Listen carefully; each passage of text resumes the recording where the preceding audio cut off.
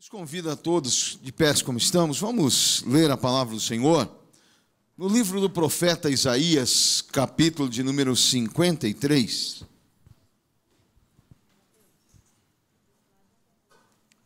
Livro do profeta Isaías, capítulo de número 53.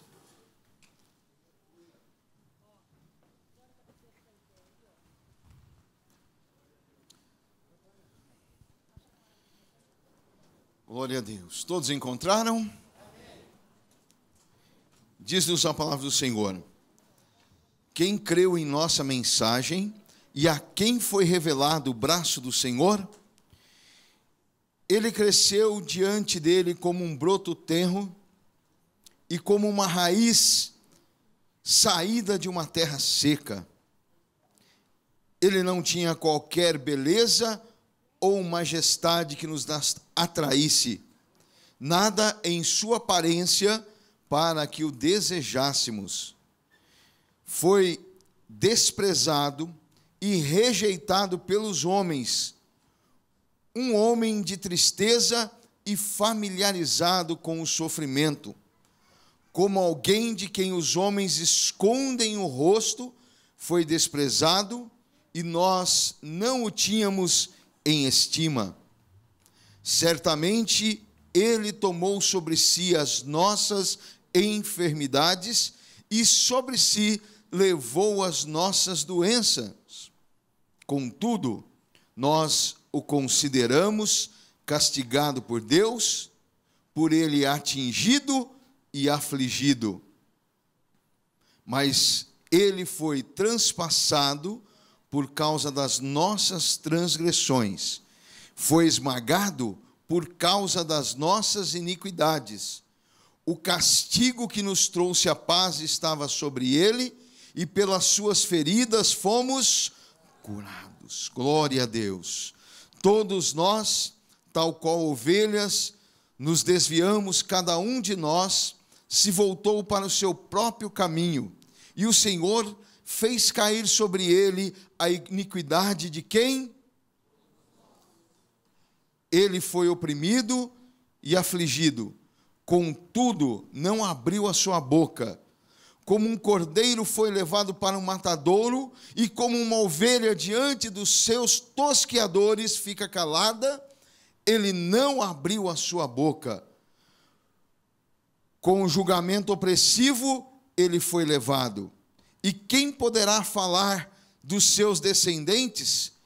Pois ele foi eliminado da terra dos viventes, por causa da transgressão do meu povo, ele foi golpeado.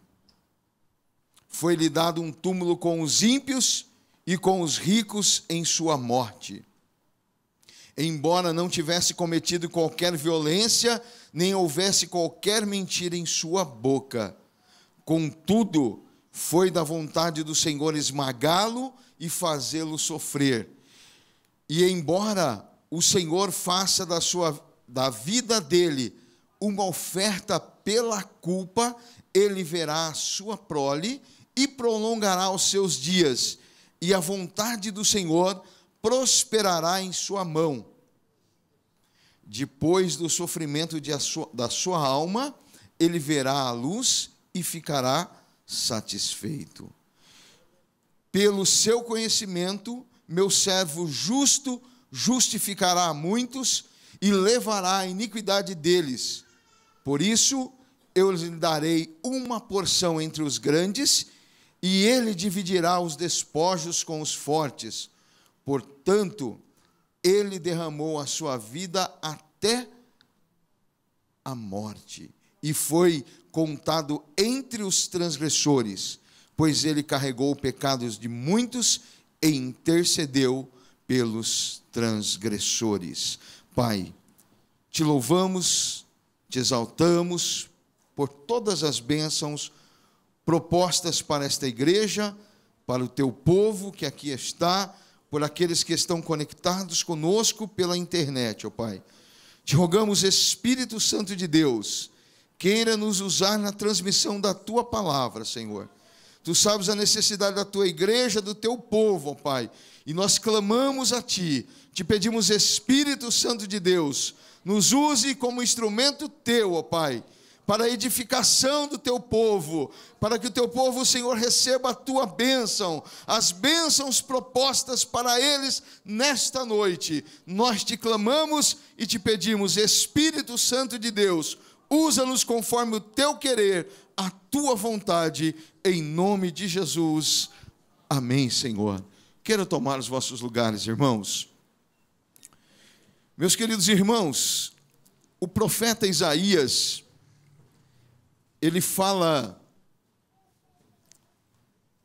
através desta profecia, de uma forma tão clara, tão nítida, tão objetiva, dos últimos dias da vida de Jesus, da sua morte, da sua ressurreição, e os resultados da ressurreição de Jesus, de uma forma tão abrangente, que parece que Isaías estava lá na crucificação. Parece que Isaías estava lá como testemunha ocular da morte e ressurreição de Cristo. Apesar dele ter profetizado por volta de 700 anos antes desse acontecimento, as palavras do profeta Isaías ecoam aos nossos corações de uma maneira tão contundente que nos fazem refletir sobre as condições que o Mestre padeceu, sobre aquilo que o meu Senhor, sobre aquilo que o seu Senhor passou na cruz do Calvário. Faz-nos refletir também como o Pai olhava para o Filho. Faz-nos refletir como o Pai olha para nós. Por que, irmãos? Porque qual pai daria o seu filho, faria moê-lo pelos pecados de outros, pelas transgressões de outros? Mas Deus assim o fez, aleluia. E eu quero que você reflita nessa noite sobre este ato do Pai, de dar o seu Filho pela humanidade, o seu Filho que não tinha pecado, o seu Filho que é o próprio Deus, o seu Filho a qual estava com ele quando o universo foi criado, quando o homem foi feito. Agora ele dá este único Filho para que nós pudéssemos ter vida. Deus nos ama de uma forma incondicional, dando o seu Filho como um cordeiro que tira o pecado do mundo. João Batista, enquanto ele estava batizando, ele vê Jesus e ele diz assim, e está lá escrito na palavra do Senhor, no Evangelho de João, capítulo de número 1 e o verso 29, que nos diz assim: no dia seguinte, João viu Jesus aproximando-se e disse: vejam, é o Cordeiro de Deus que tira o pecado do mundo, aleluia. Glória a Deus. Apesar de Isaías dizer que ninguém olhava para ele e não via nada, João, usado pelo Espírito Santo de Deus, ele diz: eis o Cordeiro de Deus que tira o pecado do mundo, aleluia. Glória a Deus. Deus deu Jesus como esse Cordeiro, para que pudesse morrer na cruz do Calvário e pudesse pagar o preço por mim e por você. Em contrapartida, os sábios, os teólogos daquela época, João, não entenderam quem era Jesus. Alguns até viram e reconheceram, mas a grande maioria deles diziam coisas ao contrário de Jesus. Lucas relata no capítulo de número 7 e o verso de número 34 as palavras de Jesus: e veio o Filho do Homem comendo e bebendo, e vocês dizem, aí está um comilão e beberrão, amigo de publicano e de pecadores. João disse: eis aí o Cordeiro. Os sábios e entendidos diziam o quê?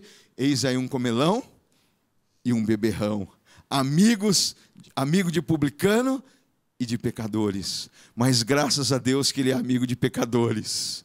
Oh, aleluia! Ele não ama o pecado, mas Ele ama o pecador, e todo aquele que vem a Jesus Cristo, de maneira nenhuma, Ele lança fora, antes Ele perdoa de todos os pecados. Mateus também no capítulo de número 12, verso 24, diz assim: mas quando os fariseus ouviram isso, disseram: é somente por Beelzebu, o príncipe dos demônios, que ele expulsa os demônios. Ou seja, as pessoas que deveriam reconhecê-lo como Salvador, como o Messias, como aquele que havia de vir para tirar o pecado do mundo, não reconhecem a Jesus Cristo, mas nós estamos aqui nesta noite dizendo que Jesus é o nosso Senhor. E você que ainda não reconheceu que Jesus é o seu Senhor, hoje é uma noite aceitável para que você reconheça Jesus como Salvador, Jesus como o Cordeiro que tira o pecado do mundo. Aleluia! Glória a Deus. Outra coisa que me fez refletir muito foi sobre a posição de Jesus. Jesus, Ele obedeceu ao Pai de uma forma incondicional. Forma essa que, mesmo sabendo que Ele passaria por dor, mesmo sabendo que Ele passaria por escárnios, por sofrimento, mesmo sabendo que Ele seria verdadeiramente transpassado por uma lança, moído por nossos pecados, Jesus Cristo, Ele obedeceu ao Pai até o momento da sua morte, na morte de cruz. Aleluia. João capítulo de número 10 e versos 17 e 18 nos diz assim: por isso é que meu Pai me ama, porque eu dou a minha vida para retorná-la. Ninguém a tira de mim, mas eu a dou por minha espontânea vontade. Tenho autoridade para dá-la e para retomá-la. Esta ordem eu recebi do meu Pai. Aleluia. Ou seja, não foi Pilatos que matou Jesus, não foram os judeus, mas Ele deu a sua vida em obediência. Ele deu a sua vida por mim e por você. E o que eu quero que você reflita nessa noite, eu quero que você tenha a visão, a mesma visão que o profeta Isaías teve, e entenda a profecia de Isaías e o seu cumprimento. Por quê? Porque a visão que Isaías teve foi uma visão chocante, uma visão reflexiva. Por quê? Porque o que ele viu era reflexo de nós em Jesus. O que ele viu, o que ele vislumbrou foi os nossos pecados no próprio Deus. É preciso que nós enxerguemos que não somos merecedores de nada neste mundo, mas Deus, pelo seu infinito amor, pela sua infinita bondade e misericórdia, deu Jesus Cristo por nós, e por este amor, hoje nós temos esse direito, esta salvação, este grande milagre. Nós podemos estar aqui por isso. Glória a Deus. Nem a morte nem o inferno seguraram Jesus. Ele ressuscitou.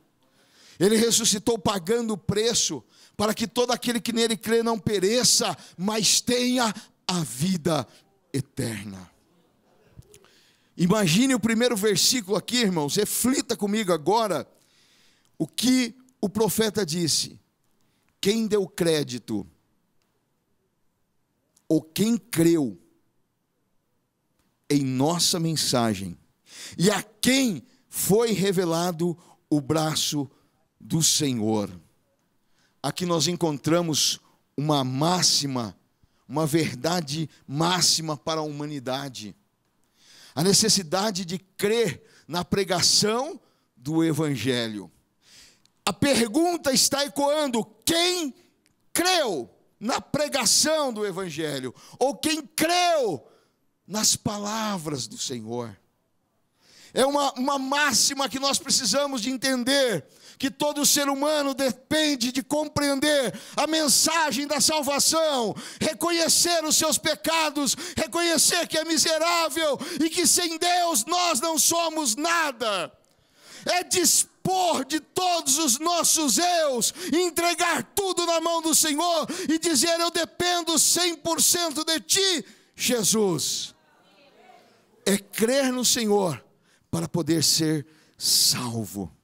Nós temos que reconhecer a condição de pecador e receber o perdão através de Jesus Cristo. João, no capítulo de número 12, dos versos de número 35 até o verso de número 43, nos diz assim: disse-lhes então Jesus: por mais um pouco de tempo a luz estará entre vocês. Andem enquanto vocês têm a luz, para que as trevas não os surpreendam, pois aquele que anda nas trevas não sabe para onde está indo. Creiam na luz, enquanto vocês a têm, para que se tornem filhos da luz. Terminando de falar, Jesus saiu e ocultou-se deles. Mesmo depois que Jesus fez todos aqueles sinais miraculosos, não creram nele.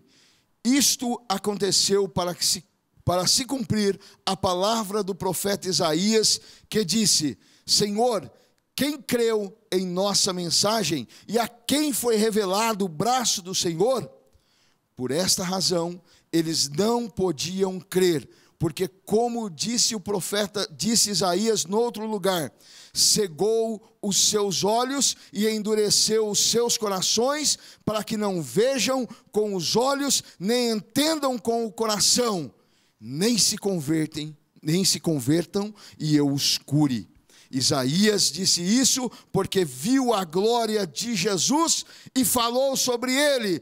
Ainda assim, muitos líderes dos judeus creram nele, mas por causa dos fariseus não confessavam a sua fé, com medo de serem expulsos das sinagogas, pois preferiram a aprovação dos homens do que a aprovação de Deus.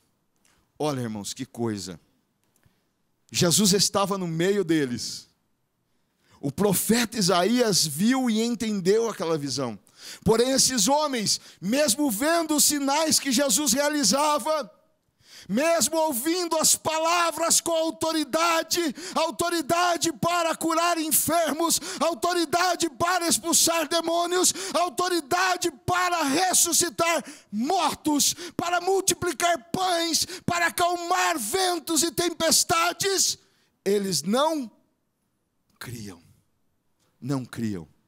E ainda, alguns até que criam, porém, com medo do que os outros iam pensar, olha, não vou falar nada que eu creio, eu vou ficar quietinho, porque senão eu posso ser censurado no meio da sinagoga, pode ser que o meu lugar, pode ser que eu seja tirado do meu lugar. Quantas pessoas ouvem a palavra de Deus, mesmo assim endurecem os seus corações, ou valorizam as coisas do mundo, em vez de valorizar as coisas que não são passageiras, mas as coisas que duram para sempre, abandonam. Por quê? Porque o que meus amigos vão pensar? O que a sociedade vai dizer ao meu respeito? E o meu doutorado? E meu isso, meu aquilo? Meu irmão, nada deve ser primordial em nossa vida, mais do que a glória de Deus, mais do que a misericórdia, mais do que o perdão, mais do que a graça de Deus. A graça de Deus basta para nós, aleluia.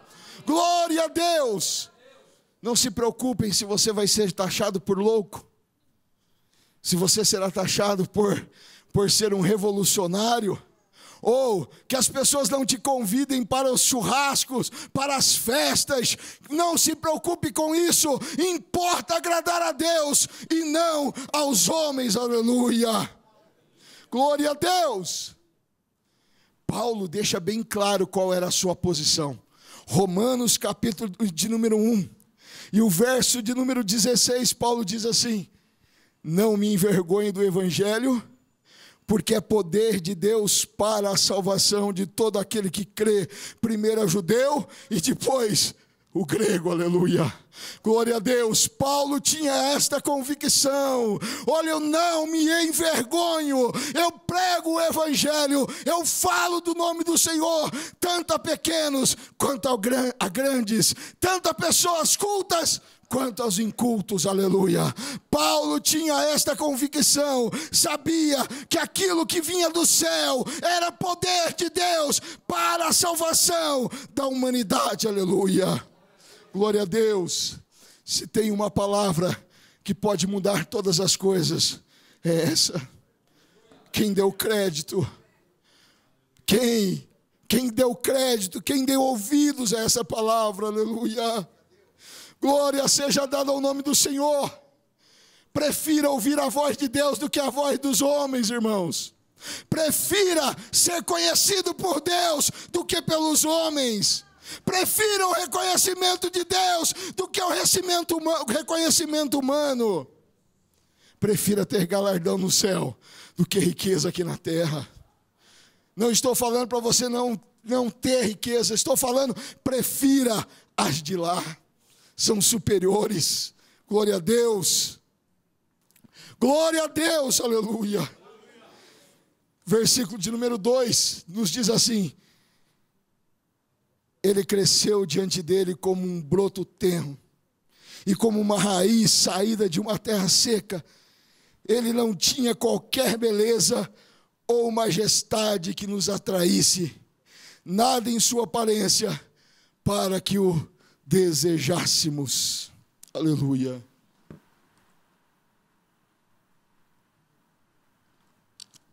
Queridos irmãos, estou há mais ou menos 3 meses chocado com esse versículo.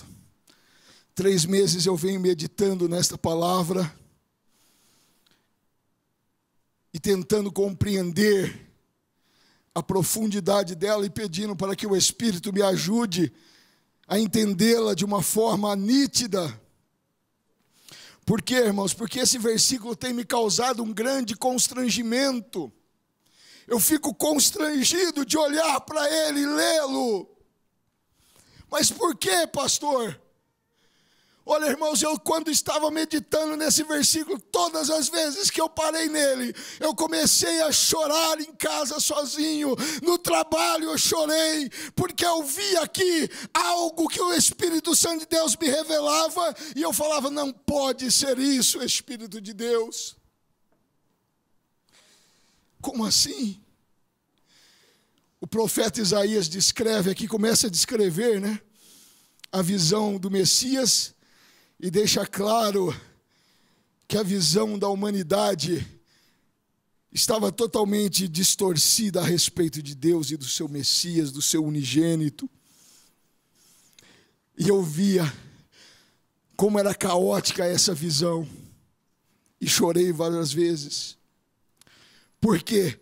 Porque na síntese desse verso nos diz assim: ele não tinha qualquer beleza ou majestade que nos atraísse, nada em sua aparência para que o desejássemos. É muito profundo. Eu me lembro quando eu me deparei com as cataratas de Foz do Iguaçu. Eu olhei para elas e comecei a chorar de tanta beleza que Deus havia criado ali. Deus colocou num lugar tanta beleza. E eu comecei também a meditar nesse versículo e disse, ali eu chorei, porque olhei e vi a beleza da construção das mãos do Senhor. E quando nós vemos documentários mostrando ecossistemas, mostrando animais, cores, a natureza, o trabalho da natureza, tudo obra da mão de um só, de um Deus que criou todas as coisas através da sua palavra. Haja e ouve.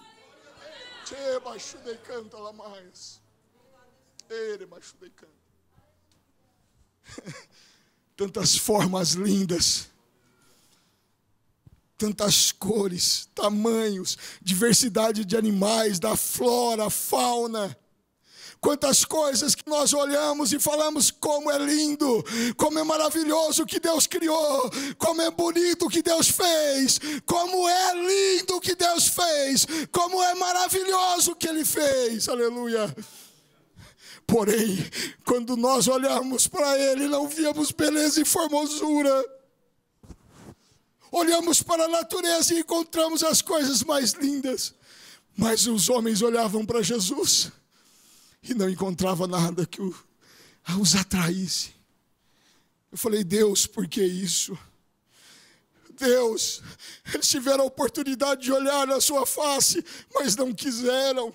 Eles tiveram a oportunidade, Senhor, de dizer o quanto o Senhor é maravilhoso, mas não conseguiram ver. E eu comecei a questionar Deus, por quê? Por quê? Porque às vezes quando Deus faz algo por nós, nós começamos a regozijar e dizemos, Deus, Tu és lindo, Deus, Tu és maravilhoso, Deus, Tu és tudo para mim. Mas agora, o profeta diz que eles olhavam para Jesus e não viam nada de interessante nele. Como não ver nada de interessante no próprio Deus? E esse versículo me deixou assim chocado por vários dias. Já meses que eu venho meditando nele. E eu disse, Deus, por quê? E aí o Espírito me fez descer um pouquinho mais. Continue a leitura. Foi desprezado e rejeitado pelos homens. Um homem de tristeza, familiarizado com o sofrimento. Aleluia.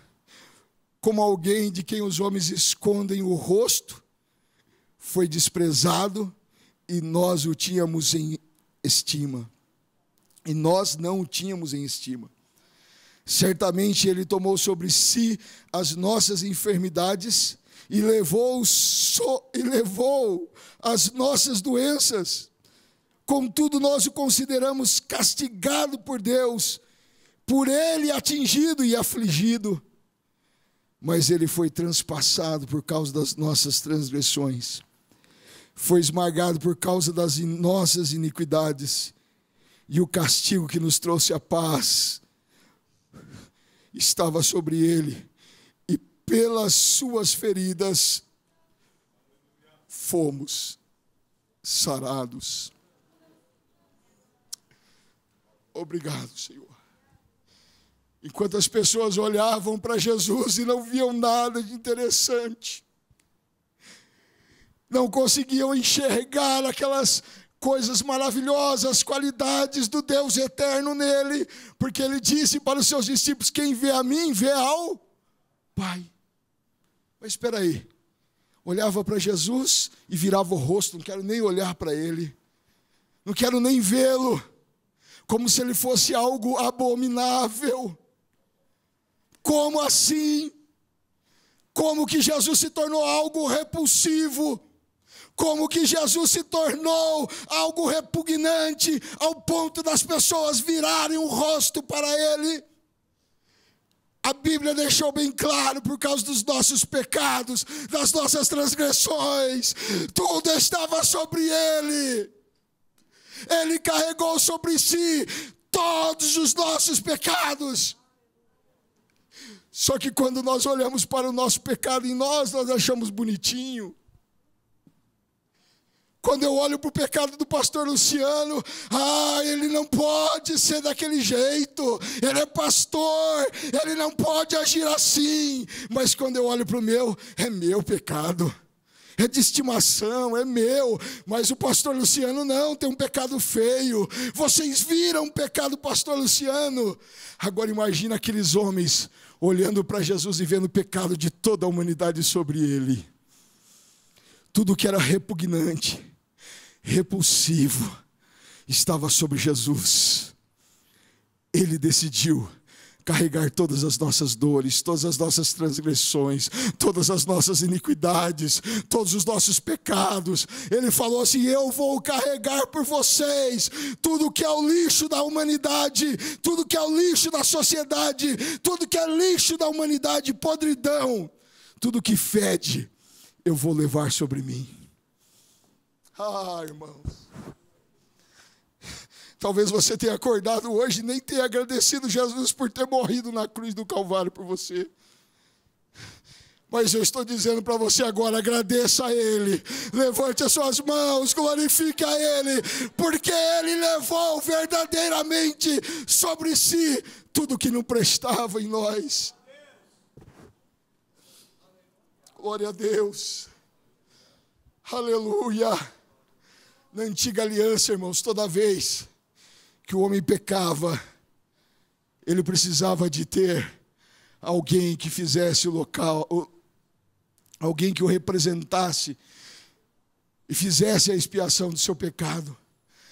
E Deus ordenou que quando o homem pecasse, levasse ao sacerdote uma ovelha, um cordeiro, uma rola, dependendo das posses de cada família, para sacrificar aquele animal, e aquele pecado seria encoberto. Na lei de Moisés era necessário que alguém morresse por mim e por você, para encobrir os pecados. Mas Deus fez algo melhor na nova aliança.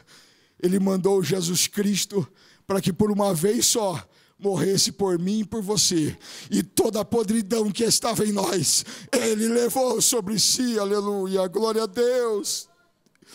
Deus, no seu infinito amor, na sua infinita bondade e misericórdia, providenciou o Cordeiro Pascal, Jesus Cristo, Deus Santíssimo. Ele falou: meu filho, é você. E ele disse: Pai, eis-me aqui. Romanos capítulo número 3, dos versos 21 ao 26, nos diz assim: mas agora se manifestou a justiça que provém de Deus, independente da lei, da qual testemunha a lei e os testemunham, da qual testemunham a lei e os profetas. Justiça de Deus mediante a fé em Jesus Cristo para todos os que creem. Não há distinção, pois todos pecaram e estão destituídos da glória de Deus, sendo justificados gratuitamente por sua graça, por meio da redenção que há em Cristo Jesus. Deus o ofereceu como sacrifício para a propiciação mediante a fé pelo seu sangue, demonstrando a sua justiça. Em sua tolerância, havia deixado impunes os pecados anteriormente cometidos, mas no presente demonstrou a sua justiça, a fim de ser justo e justificador daquele que tem fé em Jesus. Aleluia! Glória a Deus! Glória a Deus! No Antigo Testamento, o cordeiro era imolado.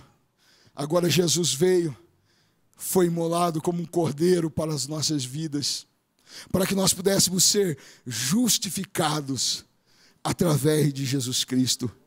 Nossa dívida foi paga, nossa dívida foi rasgada, nossa dívida foi pregada na cruz do Calvário, aleluia! Todos os nossos pecados ficaram lá. Ele nos purificou, Ele nos purifica. O sangue de Jesus se derrama sobre nós, purificando de todos os nossos pecados. Seu sangue nos limpou. Seu sangue aplacou a ira de Deus sobre a humanidade. É assim que nós estamos de pé. É por isso que nós estamos aqui, igreja do Senhor, porque Jesus morreu por mim e por você. Glória a Deus.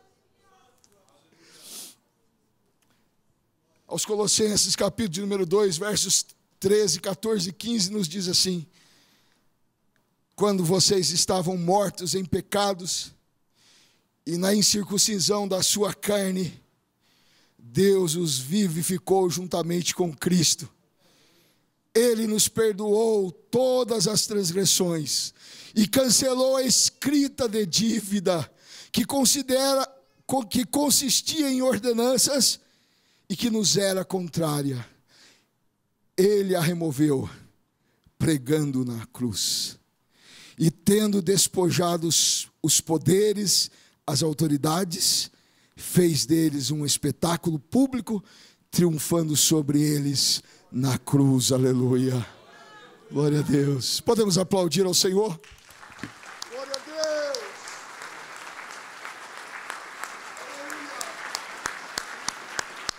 Aleluia. Glória a Deus. Glória a Deus. Você já teve alguma dívida imperdoável? Todos nós tivemos. A nossa dívida era uma dívida que nós não tínhamos condições de pagá-la, mas Jesus Cristo pagou por nós. Que coisa maravilhosa! Jesus Cristo na cruz do Calvário pagou por mim e por você. Glórias a Deus. Glórias a Deus. A vitória é nossa. Todo sofrimento, todo desprezo, toda dor, tudo aquilo que resultava dos nossos pecados, quando Jesus levou na cruz do Calvário, trouxe um resultado de vida eterna para nós. Ele resolveu ser humilhado. Ele resolveu ser o Cordeiro Pascual.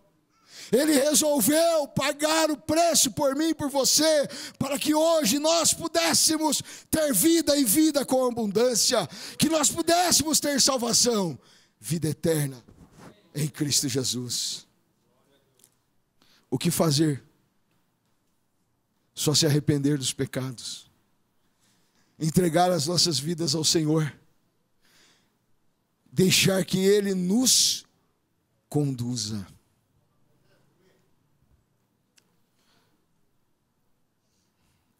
É uma vida de sujeição a Deus. Crer no Senhor e deixar que Ele guie os nossos passos. Deixar que Ele seja o Senhor das nossas vidas. Deixar que Ele nos dirija. Na epístola de 1 João, capítulo de número 1, dos versos 5 aos versos 9, nos diz assim: esta é a mensagem que dele ouvimos e transmitimos a vocês. Deus é luz, nele não há treva alguma. Se afirmamos que temos comunhão com ele, mas andamos nas trevas, mentimos e não praticamos a verdade. Se, porém, andamos na luz, como ele está na luz, temos comunhão uns com os outros, e o sangue de Jesus, seu Filho, nos purifica de alguns pecados. Nos purifica de todos os pecados. Aleluia. Se afirmamos que estamos sem pecado, enganamo-nos a nós mesmos, e a verdade não está em nós. Se confessarmos os nossos pecados, Ele é fiel e justo para perdoar os nossos pecados e nos purificar de toda injustiça. No começo da mensagem eu disse uma coisa, irmãos, que hoje era uma noite de reflexão, de tomada de decisões, e nós não podemos, irmãos, permanecer como estávamos. E eu volto a dizer, hoje é uma noite de reflexão, de tomada de decisões. Não dá para permanecer como estava. Não dá mais para ficar em cima do muro. Por quê? Porque o preço que foi pago por mim e por você foi muito alto. Deus nos amou ao ponto de entregar o seu Filho. E nós não podemos mais continuar em cima do muro. Nós precisamos de mudar, de confessar os nossos pecados, de abandonar, de clamar ao Senhor e pedir: Senhor, tem misericórdia de nós. Havia um homem que andava em cima do muro, e esse muro dividia o céu e o inferno. E do lado de Deus, as pessoas ficavam, os anjos ficavam, vem para o nosso lado. Deus ficava, filho, vem para o nosso lado. Porém, do lado do inferno, não havia nenhuma voz, não havia nenhum clamor, não havia nenhum convite. E aquilo intrigou muito a mente daquele homem. Porém, ao refletir, ele disse assim: eu vou perguntar para o diabo por que ele não me convida para ir para o inferno. E ele virou para o diabo e disse: olha, por favor, me diga aqui por que você não me convida para ir para o seu lado. E não houve nenhuma resposta de Satanás para aquele homem.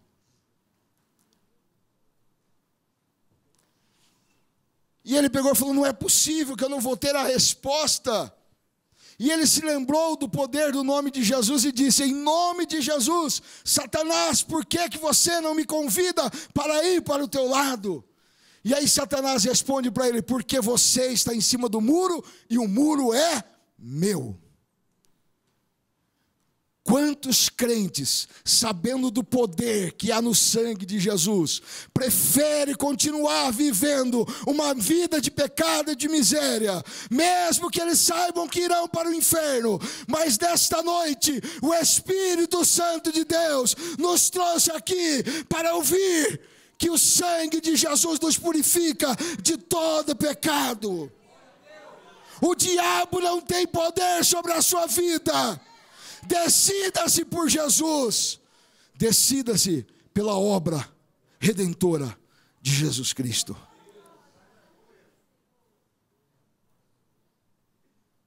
E a pergunta que o profeta inicia a sua profecia no capítulo 53 de Isaías diz assim: quem creu em nossa mensagem e a quem foi revelado o braço do Senhor.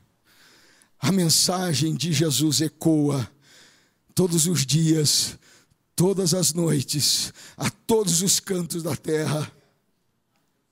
Porém, nós precisamos de dar ouvidos à mensagem do Senhor, entender o seu chamado, entender a obra redentora de Jesus, não ficar como aqueles homens preocupados com o que vão pensar de mim, o que a sociedade dirá.